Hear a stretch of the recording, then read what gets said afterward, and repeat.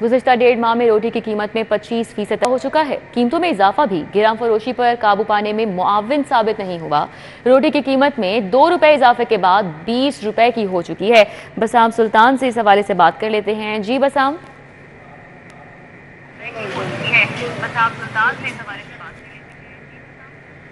जी बिल्कुल, गुज़िश्ता चंद माह में रोटी की कीमत में जो है वो 25% तक जो है वो इजाफ़ा देखने में आया। लेकिन ये जो इजाफ़ा है ये भी इस गिरां फ़रोशी पर जो है वो काबू पाने में मुआवन साबित नहीं हो रहा। जो शहर में जो तंदूर हैं वहाँ पर अब तक जो है वो रोटी 25 रुपये तक पर जो है वो फ़रोख्त हो रही है। चंद रोज़ कबल जो है वो डीसी लाहौर की जानिब से नोटिफिकेशन किया गया और रोटी की कीमत में जो है वो 2 रुपये मज़ीद इजाफे के बाद रोटी की कीमत जो है वो 20 रुपये हो गई।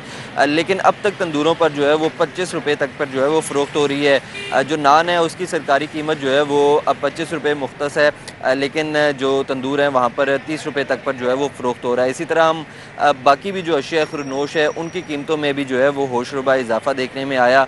जो मटन और बीफ है इसकी कीमत में जो है वो 100 रुपये तक का जो है वो इजाफा देखने में आया। मटन जो है वो अब 1600 रुपये, जबकि बीफ जो है वो 800 रुपये पर जो है वो फ़रोख्त होगा। इसी तरह जो दाल चना है उसकी कीमत में 10 रुपये का इजाफा देखा गया। दाल मसूर जो है वो 50 रुपये, दाल माश जो है वो 20 रुपये इजाफा देखा गया, जबकि दाल मूंग में जो है वो 30 रुपये तक का इजाफा देखा गया।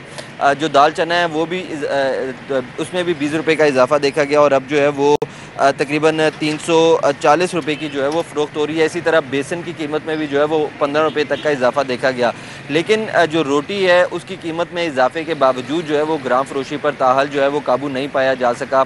शहर में 77 के करीब जो है वो प्राइस कंट्रोल मजिस्ट्रेट्स हैं जिनकी ये ज़िम्मेदारी है कि ये जो गिरां फरोशी है इस पर काबू पाया जाए। लेकिन अब तक जो है वो गिरां फरोश माफिया बेलगाम है और ज़िले इंतज़ामिया इसको काबू पर करने में जो गिरां फरोशी है उसमें बिल्कुल जो है वो नाकाम दिखाई दे रही है। बहुत शुक्रिया बसाम, हमारे साथ थे तफसीलन आगाह।